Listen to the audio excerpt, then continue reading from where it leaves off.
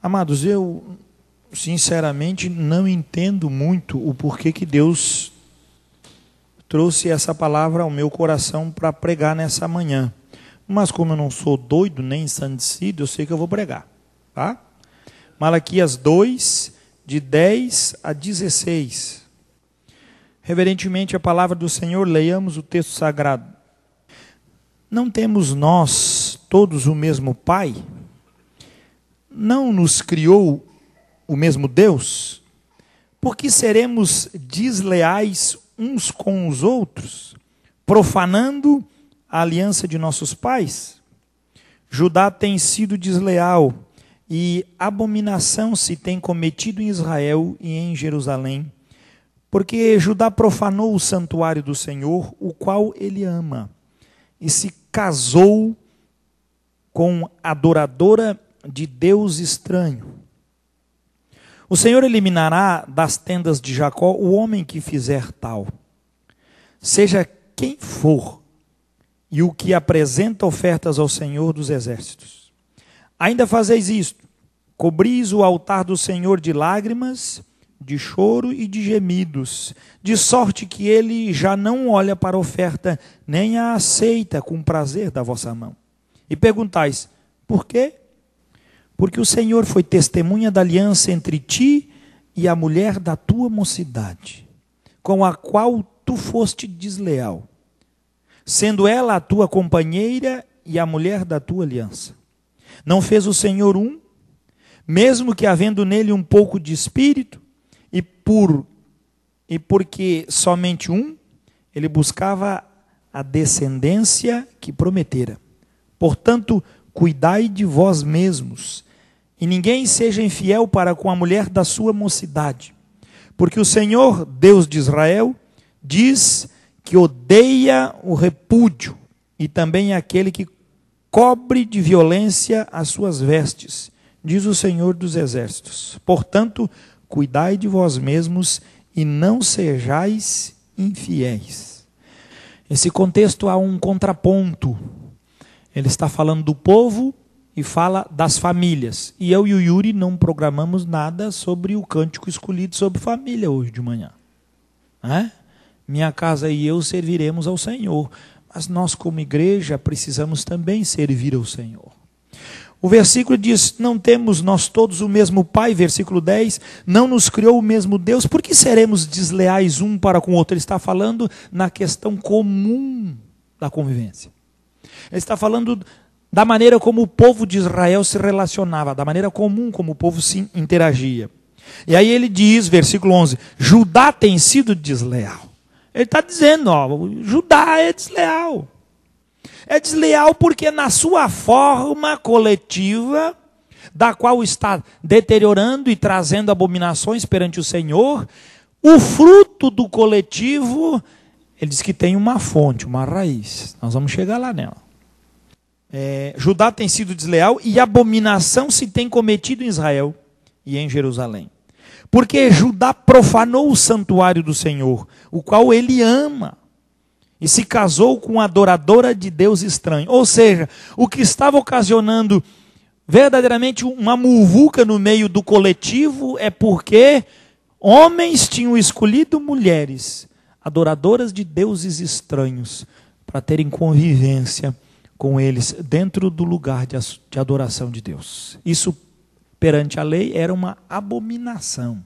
O texto está dizendo isso.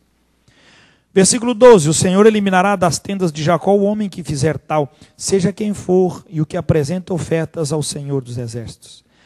13, ainda fazeis isto, cobris o altar do Senhor de lágrimas, de choro e de gemidos, de sorte que ele já não olha para a oferta, nem a aceita com prazer da vossa mão. Veja, a forma como eles se chegavam diante de Deus era correta, mas o que estava acontecendo dentro da casa não era, e a Bíblia diz que Deus não aceitava esta oração. A forma como se chegava diante de Deus era correta, mas aquilo que se trazia dentro do coração não era. E então o texto sagrado traz para nós, eu pensei que tinha desligado lá, não desliguei. E o texto sagrado traz para nós o quê? E perguntais, versículo 14.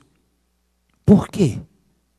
porque o Senhor foi testemunha da aliança entre ti e a mulher da tua mocidade, com a qual tu foste desleal, sendo ela a tua companheira e a mulher da tua aliança. Veja, o texto sagrado traz para nós uma abrangência de aliança.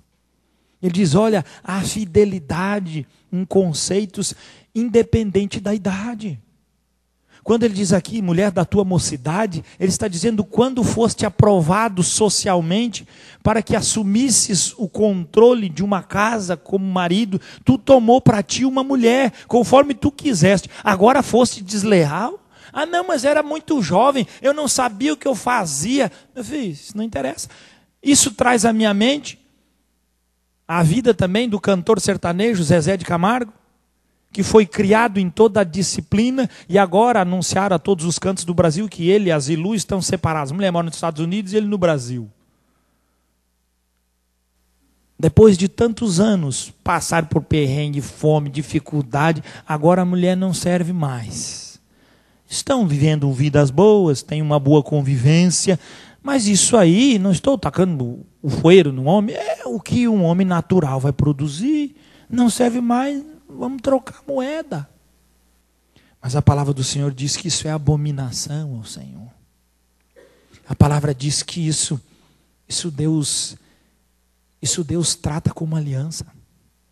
A palavra do Senhor diz que há muita seriedade nisso. Nós, levianamente, estamos trazendo conceitos para dentro da igreja hoje de repúdio, de divórcio, como se fosse a coisa mais comum. O mundo está cheio, pastor. A igreja tem que aceitar isso. Não aceito e nunca vou aceitar. Mediante os conceitos que a palavra nos dá, como o irmão Enos falou hoje na EBD, como uma pequena saída, mas nunca como essência do evangelho. Nunca como força. Nunca como desdobramento daquilo que Deus tem para revelar como santidade. Você tem 13 anos, 14, 15, 18, perante Deus não existe menoridade, isso é só no Código Brasileiro.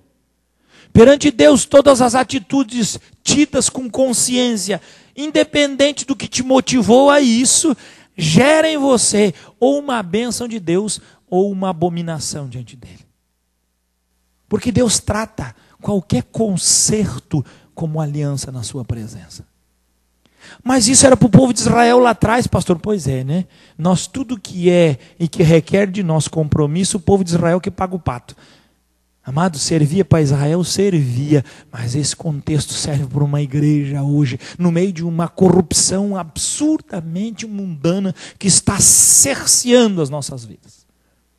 Ontem tive o privilégio, o prazer de casar minha sobrinha. 29 anos, virgem, linda, entrando de branco, separada, porque o Senhor assim a protegeu, porque o Senhor assim separou ela. Mas muitas vezes, eu e minha esposa Janice, corremos para socorrê-la. E quando eu estava ali cerimoniando, dizendo que era com muita alegria, e uma das maiores alegrias que tive na vida, celebrar aquele casamento junto com ela, as lágrimas desciam no seu rosto, porque ela sabia que eu não tinha sido apenas o tio dela, mas eu tinha me envolvido com sua causa. Quando no coração daquela moça, no seu namoro, e lógico, no aquecer de um relacionamento natural dos dias de hoje, ela chegou para mim, para Janice, e disse: tio, tia, a coisa é feia. Eu não pensava que era tão difícil assim. E eu não faço isso, porque minha mãe teria uma grande decepção comigo. A Janice baixou a cabeça na hora, e vocês conhecem bem minha esposa Janice. Maniou os seus crespos e disse para ela: tu está pensando de forma errada. Ela disse: por quê, tia? Você não devia ter vergonha nem medo de tua mãe. Você devia ter vergonha e medo do teu Deus. Naquela hora eu vi minha sobrinha sendo transformada. Ela baixou a cabeça e assimilou aquela verdade dita pela minha esposa. E assumiu verdadeiramente. E se passaram-se 1 ano e meio depois, aconselhei-os, andei com eles. E tive o privilégio de chegar um dia anterior e dizer: filha, como está tudo preparado para o Senhor? Ela disse: o culto de amanhã será um casamento ao meu Deus. Será uma oferta ao meu Senhor. Será um desdobramento à fidelidade de Deus na minha vida. Muda esse conceito, mano. Por isso me alegrei tremendamente. Porque tudo perante o Senhor não é tratado com leviandade. Tudo perante o Senhor é tratado com muita seriedade. Muita seriedade. Posso casar com quantos anos? Com quantos anos você puder sustentar a tua casa. Mas lembre-se, todas as atitudes tomadas diante de Deus não serão levianas, nenhuma delas. Muito pelo contrário, serão trazidas com grande responsabilidade. E o que não for dessa forma será considerado na presença de Deus como abominação. Abominação. Texto tremendamente conhecido por nós, versículo 16. Porque o Senhor, Deus de Israel, odeia, diz, que odeia o repúdio. O repúdio aqui se refere ao divórcio. E também aquele que cobre de violência as suas vestes. Diz o Senhor dos Exércitos: portanto, cuidai de quem? De vós mesmos. E não sejais infiéis. Quem sabe nessa manhã o Senhor está partilhando para nós essa palavra para que nós possamos ver a vida comum da nossa casa. Será que algum brilho está entrando no meio do nosso relacionamento marido-mulher? Pode ser. Será que alguma outra coisa está tirando verdadeiramente a essência do nosso Deus? Porque eu, pastor, sou fiel a Janice? Não porque sou um homem fora de série. Porque o meu Deus é fiel comigo. Porque eu conheço o Deus a quem sirvo. Eu não estou isento do adultério, da prostituição, da pornografia e das chamadas que a sociedade me faz. Mas se o Senhor tem me mantido isento, foi por causa da sua fidelidade. Foi o Senhor que me guardou. Por isso diz a palavra: cuide de vós mesmos. A quem você guarda, a quem você cuida, a quem você presta conta, a quem você honra verdadeiramente. Teu pai e tua mãe, teus amigos, tua igreja, teu pastor. Antes pudesse eu trocar tudo isso e colocar somente o Senhor sobre a sua vida. Então o teu coração honraria ao Deus verdadeiro. E todas as coisas passariam de largo. Porque quem teme ao Senhor jamais tem um coração que se apaixona com as coisas que ele odeia. Jamais traz à mente pensamentos das coisas que ele repudia. Como poderia eu trazer no meu coração algo que entristece o coração do meu Deus? A minha mente é bombardeada, mas o meu espírito, ele não se dobra.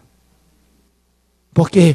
Porque a carne, ela é volátil, ela é fraca, mas o espírito, diz a palavra do Senhor, está forte. A minha fé não se baseia nas fraquezas do que me cerca, mas na firmeza daquilo que creio. As condutas daqueles que nos oprimem para que sejamos aceitos dentro dessa sociedade não podem fazer com que a essência de Cristo se dissolva nas nossas vidas. Somos tão ligados a Cristo e o amamos tanto, porque possuímos o princípio de José. Quando a Patifar, que é o nome dela, mas é a mulher do Patifar, deve ser a Patifar, que fazia as patifarias, pula em José. Qual é a sua referência? Ele diz: não posso tocar em você não, você é muito feia, desajeitada, vai se arrumar, vai tomar um banho. Não falou nada disso. O que ele disse? Como poderia eu? tomar a esposa do meu Senhor, pecaria eu contra o meu Deus? Ah, que palavras sábias. Ele não disse, não posso pecar contra o meu Senhor. Ele vai me matar, me botar na cadeia. E se ele não fizer nada disso, e não ficar sabendo? Bom, daí já é de se pensar, né? Não existe no reino de Deus de se pensar. Existe no reino de Deus posição de fidelidade. Existe no reino de Deus, é isso que tem que ser feito. Mas não vejo nada. Não me interessa o que se vê ou não. É a posição, é a honradez, é a glória de Deus, em princípios que lançam longe de nossas vidas abominações a Ele e que trazem ao nosso coração aquilo que ama o Senhor. E aquilo que o Senhor ama faz com que nós sejamos amados do Senhor e respondamos a este amor dEle. Não sei, queridos, mas o Senhor tocou profundamente no meu coração para que eu pregasse nessa manhã e trouxesse essa pequena meditação nos nossos corações. Mas tenho certeza que Deus pode nos alimentar, a todos nós, porque cabe tanto para mim, quanto para o menorzinho que ouviu essa palavra. Não existe inocente perante o Senhor. Isso já vimos na EBD. O Senhor não terá por inocente o que tomar o seu santo nome em vão. Ele não tem inocência. Hoje, nesse mesmo contexto aqui, embora de casa, de família, de convivência, ele traz a mesma coisa. Mas guarde isso. Portanto, cuidai de vós mesmos e não sejais infiéis. Amado, ainda temos tempo de pedir misericórdia, ajuda e socorro ao Senhor. Diz o texto, se nós somos infiéis, 2 Timóteo na verdade, ele permanece fiel, porque ele não pode negar-se a si mesmo. Nós temos um nome de refúgio, nós temos um nome que nos guarda, nós temos um nome que está acima de todo nome, que é o Senhor da nossa vida. Usufruamos deste nome para sermos verdadeiramente servos do Senhor. E que Ele nos guarde no seu santo e precioso nome. Para que sejamos fiéis a este Senhor. Ainda dá tempo de mudar os conceitos do nosso coração para a verdade. Quando terminei de pregar ontem no casamento, meu cunhado, irmão da Janice, que não é convertido, ele disse, o pastor, 90% do que tu pregou, 90% desse povo que ouviu aqui estão fora disso aí, estão tudo perdido. Eu disse, mas claro que está, por isso que eu vim pregar aqui, ia perder a chance. Casamento é a melhor coisa que tem para pregar, está cheio de visitantes, os amigos, aparece tudo, né? Aí tu leva um porrete bem grande, dá na venta de todo mundo. Mas qual o objetivo? É causar no coração deles, dizendo, tem solução, dá jeito. O Senhor honra aqueles que honram as decisões que foram feitas há tanto tempo. Amados, eu tenho um chamado pastoral, mas eu creio profundamente que o meu chamado pastoral começou no dia da minha conversão, embora eu não entendesse. Porque no dia que me converti, não tive discernimento nenhum no chamado pastoral, mas tive uma consciência profunda no coração. Profunda. De entregar toda a minha vida a servir ao meu Deus. De servir de todo o meu coração. E o mais incrível, muitas vezes eu quis desistir. Mas todas as vezes que quis desistir, o meu Deus trouxe ao meu coração aquele gemido lá atrás, com toda a sinceridade, e renovou todas as minhas forças. Aquela aliança que o Senhor fez comigo, colocando no meu coração o Espírito Santo naquele dia, permanece até hoje do mesmo jeito. A fidelidade permanece do mesmo jeito. Eu cresci, virei homem, amadureci, mas o Senhor levou cada segundo de existência minha conta por tudo aquilo que eu com 16 anos prometi ao Senhor quando fui transformado por Ele. Tudo, absolutamente tudo o que Ele fez naquele tempo permanece até hoje. E lá se vão 24 anos. Por quê? Porque a fidelidade do Senhor me guardou da contaminação, das desgraças, da podridão do mundo. E olha que muitas vezes desejei muito, mas o Senhor foi fiel para comigo. Amado, se funciona com o pastor, funciona com você também. Se ele fez uma aliança contigo, continua valendo até hoje. Se há uma resposta do céu na sua vida, ela ainda continua repercutindo em glória, até o dia que Ele venha receber das nossas mãos a fidelidade que Ele derramou sobre nós. Porque entregaremos ao Senhor a nossa fidelidade, fruto daquilo que Ele revelou na nossa vida. Não despreze os conselhos do Senhor, muito pelo contrário, usufrua deles para a honra e glória do nome do Senhor.